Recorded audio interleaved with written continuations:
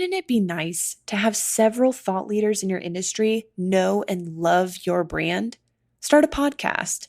Invite your industry's thought leaders to be guests on your show, and start reaping the benefits of having a network full of industry influencers. Learn more at sweetfishmedia.com. You're listening to B2B Growth, a daily podcast for B2B leaders. We've interviewed names you've probably heard before, like Gary Vaynerchuk and Simon Sinek, but you've probably never heard from the majority of our guests. That's because the bulk of our interviews aren't with professional speakers and authors. Most of our guests are in the trenches leading sales and marketing teams. They're implementing strategy. They're experimenting with tactics. They're building the fastest growing B2B companies in the world. My name is James Carberry. I'm the founder of Sweetfish Media, a podcast agency for B2B brands, and I'm also one of the co-hosts of this show. When we're not interviewing sales and marketing leaders, you'll hear stories from behind the scenes of our own business. We'll share the ups and downs of our journey as we attempt to take over the world. Just kidding. Well, maybe. Let's get into the show.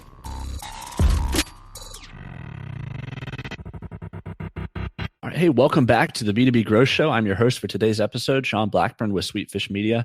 Today, I'm joined by Henrik Becker, and he's the marketing director over at Net Results. Henrik, how are you doing today? Pretty good. Thank you. How are you? Doing fantastic. Thanks so much for joining us. Today, we're going to be talking about tips for first and second time marketing automation buyers. But before we jump into that, I'd love to give you just a little bit of time to give you some background on yourself and what you guys over there are doing at Net Results.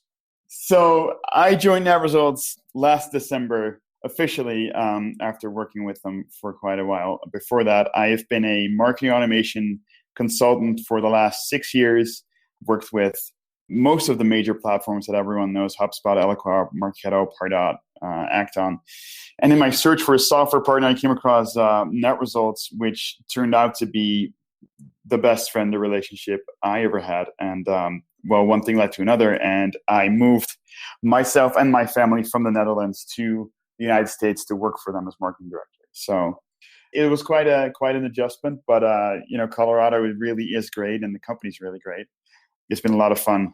So what we do is that, as I mentioned, Net Results competes directly with platforms like Eloqua, Marketo, or Pardot, in that we serve B2B customers in their marketing automation needs, generating leads, automating marketing, CRM integration, all that good stuff. And we are a little different in that we are very religious about our support. We make sure that's, all our customers are taken care of. And that's how we got to where we are today.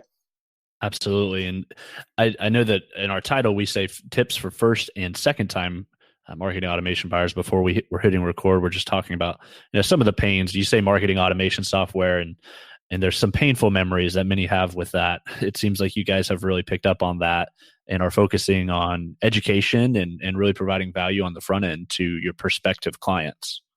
Yeah, so our tagline is the first choice of people buying marketing automation for the second time, which is not to say we only get second-time buyers. In fact, we get a lot of first-time buyers. But that tagline is not something we came up with. It's something that evolved from when we noticed that there were a lot of people that were disappointed with their first-time purchases, whether they thought the platform was really complicated or the support was lacking. So we talked to those people, and I think that the way we are positioned is to solve those exact problems, to give you a platform that's easier to work with and give you all the support you need so you're actually successful with it. It's not just a platform, go and have fun with it. It's like we're gonna work with you, and we're gonna continue to work with you for years to come, hopefully. I love that. Love that vision. So today we'll kind of be talking about just tips for people who are maybe overwhelmed at rethinking their marketing automation or kind of getting into it for the first time. And, as B2B marketers and salespeople, it's certainly a topic that is only going to become more and more pertinent as we use technology to do our prospecting, to do our sales process and marketing process. So maybe we can start with some of the common problems that you have picked up on over these years of your experience and what you guys at Net Results are looking at, common problems of someone who's looking to buy marketing automation. Right. So, and what's funny is that a lot of the things that I noticed as a consultant, I felt resonated with what Net Results was communicating, which is one of the reasons we hit it off.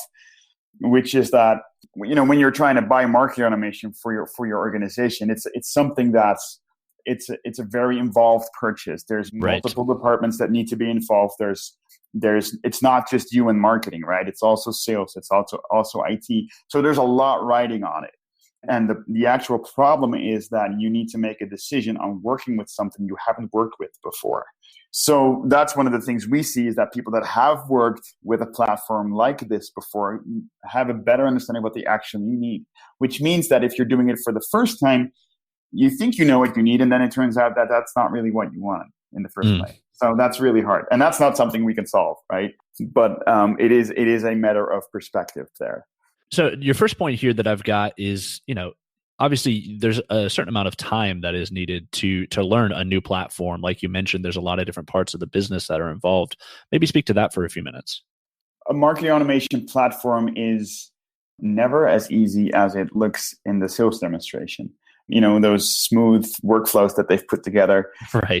We use the same examples. I mean, you have to show how the platform works.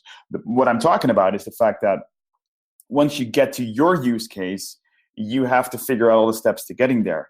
And that can be a real challenge, whether you're first, second, third time buying, it doesn't matter. If you have experience, it's obviously easier.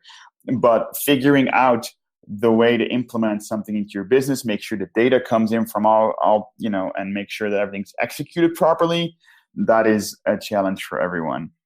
And so it can be, I think a lot of people underestimate what it takes to get a platform set up and integrated. And to that, there is, besides the technical part, there is the part where what you're actually doing is, if you want to automate processes, you do have to have clarity on your processes. And if you want to have clarity on your processes, that means that there has to be accountability. And that gets into a whole different business problem, or it can, if you don't have those things clearly in front of you when you're trying to do this. So, any sort of timeline that you think people should give to a project like this, undertaking a new piece of software? Frequently, we hear things like it took people a year to integrate Marketo. Certainly, if you're a large enterprise, I can imagine. Our customers are up and running in the first month, 3 months max. And that's because, of course, we have our customer success team on it from day one, and there's no consultants. There can be, some people hire consultants for more marketing strategy kind of things or implementation on site. But otherwise, our customer success team is there. That's the difference. Yeah, I mean, it's not something you can do overnight. It's something that you have to plan, and you have to make sure that you know what the roadmap is going to be. Absolutely. Another piece of that roadmap, I would imagine, would be planning out what integrations, you're looking at marketing automation software, and a lot of times, the claims are very high as to all the things that you can tie into, this platform. What are some of the challenges that you see there for people as they're trying to kind of choose which integrations to use and which ones are the most important? I think the integration piece is something that you can tell is becoming more and more important. I'm sure you follow Scott Brinker from chiefmartech.com. He's always talking about, the way that we're moving towards platforms, and certainly making sure the marketing automation tool is, fits into your tech stack is really important. One of the problems that I encountered is that when a vendor says we have a native integration with X, Y, or Z, it's not always clear what they mean with that. So even though they might have an out-of-the-box integration that you can one-click install, that doesn't automatically mean it does everything you want it to do. Or sometimes, unfortunately, during a sales process, someone will say something, and then it turns out that they can actually deliver on it. So that's something to really look out for, because it can absolutely mess with your actual implementation and your roadmap. Right. The other thing, it kind of tying all this together as far as common problems, would be just how much support and training you'll need. And you kind of mentioned that, but that's something that it seems like you mentioned, customer success team, what is a common problem that most people, if they're using, say, the other guys, that they are experiencing? Yeah, I think the lack of support or the involvement of support. Many vendors, you'll get an onboarding package, and you'll pay extra for it. And then you run out of onboarding hours, and that's it. The problem is that what I've seen for many customers, it is hard to gauge at what level their people actually are.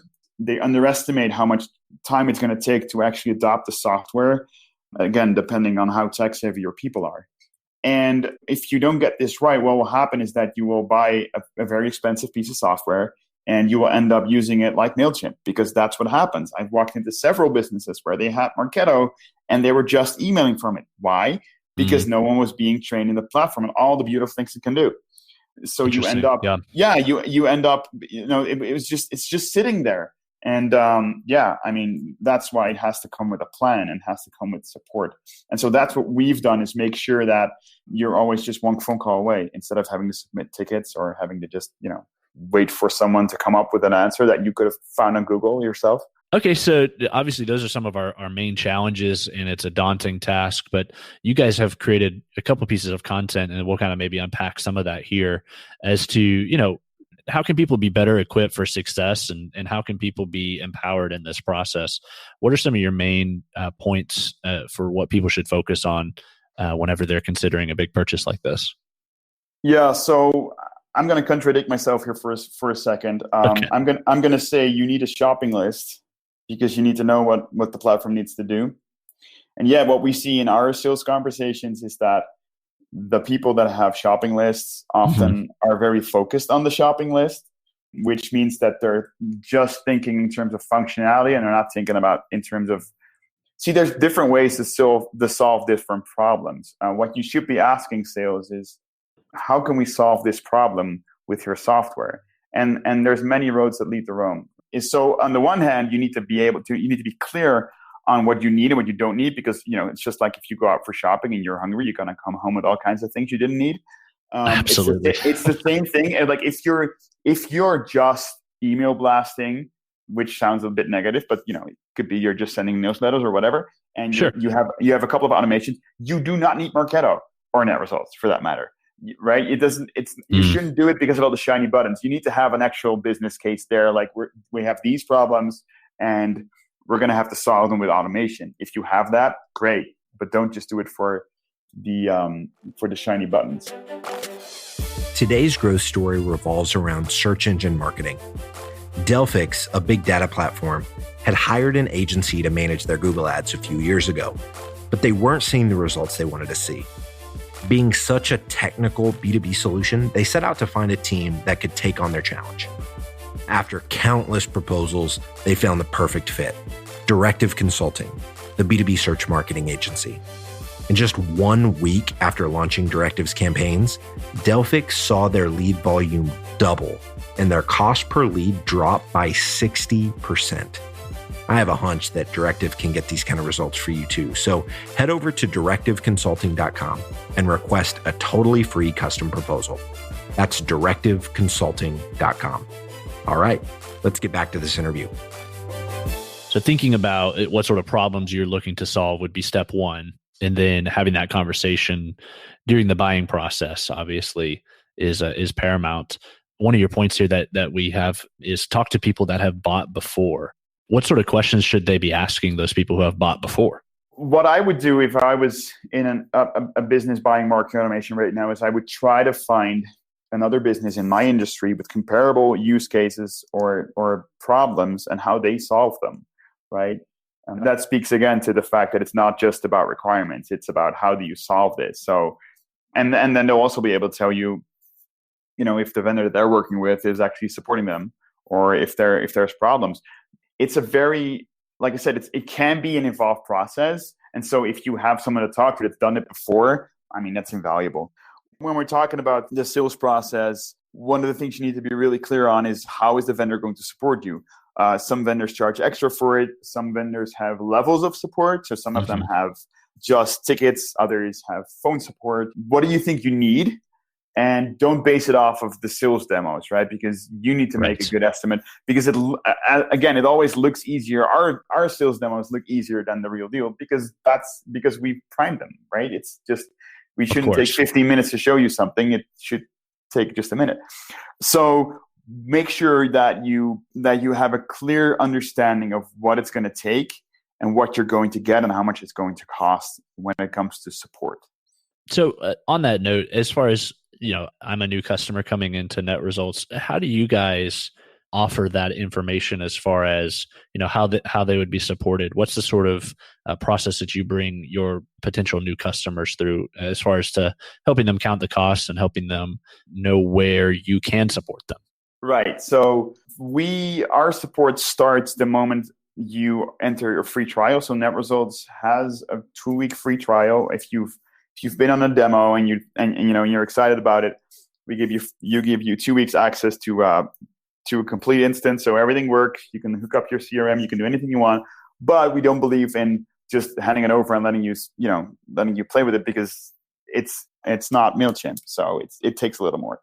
So what we do is that we make sure you get onboarded onto the platform during your free trial. We'll invest in you before you invest in us. So there's a 90-minute onboarding where we try to understand your business, your use case, where we want to make sure that we set you up for success. Once that's done and you decide to become a customer, there is a training plan. So based on what you've told us about your use case, your plans, what you're going to be doing, we're going to sit down with you and we're going to make sure we schedule your training as much as you need. Again, for us, that's unlimited. So if you need training for 90 minutes every day, then that's what we're going to do. If you need less, also great. If you want to onboard new people, that's all great. After a year, we can do that too. So that's how we've approached it. Love that. Yeah. So, just good old fashioned being available. Yeah. We're humans. You're humans. So absolutely. As much automation as we want, there obviously is a big human element to this, which it seems like you guys understand. Absolutely. And really bring to your process. Any other tips that you feel like buyers should really be wary of whenever they're looking at marketing automation software? Many vendors offer the option of paying annually versus monthly. Right. While I am in principle a fan of monthly payments and offering that freedom, I also think that for many organizations, once you create the buy-in of marketing automation in the organization, it's very important that you follow through on it. And sometimes that takes a financial, something that backs that up. So if management agrees on a yearly, like signing off for at least a year, then as a marketing department that you've got their backing to really do this right for the next year. So I would always recommend that you try and get that, because many vendors will offer better pricing because it's obviously also better for them. So that's not just a pricing tactic. That's something when you think about integration. And the other thing I would say is that what we always focus on with new customers is that we create a plan for the long term. However, in order to create momentum, it's really important to unclog a couple of bottlenecks. So we try to get everything up and running as fast as possible, and then solve a couple of quick wins so that the entire organization can see, look, this is actually working. And then everyone gets excited, and there's more buy-in, and people are like, and so then they become more responsive to actually being trained up and working with the system and actually using it. Because if you don't use it, well, at some point that's going to be it. So it's like exercise. Absolutely, it's 100% like that. Yep. Yeah, absolutely. All right, perfect. Any other tips that you'd like to share for as someone who's considering this marketing automation? I would say that it's really important to make sure you have a clear view of who the stakeholders are in your business and that they are involved. So when you're in this buying process, I'm not saying do all the demos with everyone on it, because that's going to be chaos. Right. So we have our own buyer's guide, and you'll find this in there. Is that make sure that everyone in the organization that has a stake here is able to say what they want and is able to convey to you what their problems are they're looking to solve and what's important to them. So, for example, IT might have requirement when it comes to the API of the platform. Right. Sales might have something to say about the integration with their CRM system. Make sure those things are clear and that you have buy-in from them. And I also recommend that if you've had your first demos with some vendors, then you can plan some follow-up demos where you do involve some of the stakeholders. So hey, I would love to do a follow-up demo with my IT director. Can we do that? I think that's a great way to make sure you create buy-in within the entire organization. That's going to really help you get this thing done. That's a great option. Kind of make a first pass through maybe a couple vendors and, set up some, some final demos or some further along demos with For sure. more stakeholders involved. Yeah.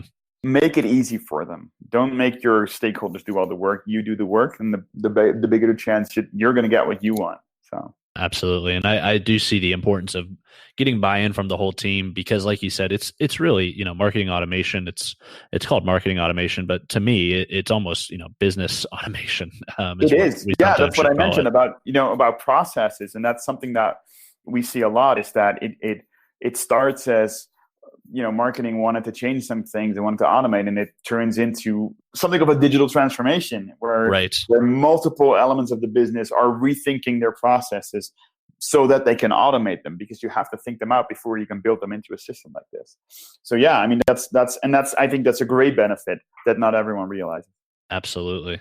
Love that. Exciting stuff. It's always cool when you can change an organization, like that. That's the best part for sure. Yep. That's the sort of solutions that a lot of us B2B people like. We like to be the person who really changes the trajectory of a business. So this has been a great conversation, and I certainly appreciate your perspective on this and looking how we can empower those looking for marketing automation software.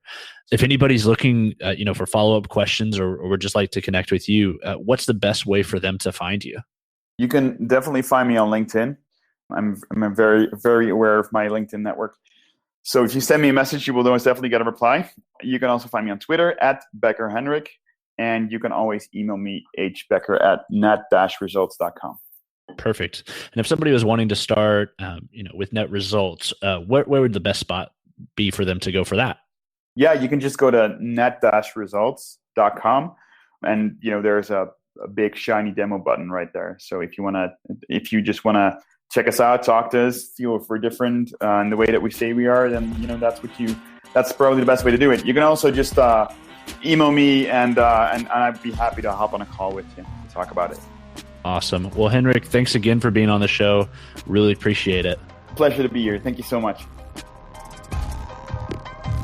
Digital marketing agencies have a tough job. You have to stay on top of the latest marketing strategies for your clients and your agency. What if there was a way you could address both at the same time? Imagine your agency putting out content with greater quality and quantity. Envision bringing your clients a turnkey solution for one of B2B marketing's fastest growing media strategies, podcasting.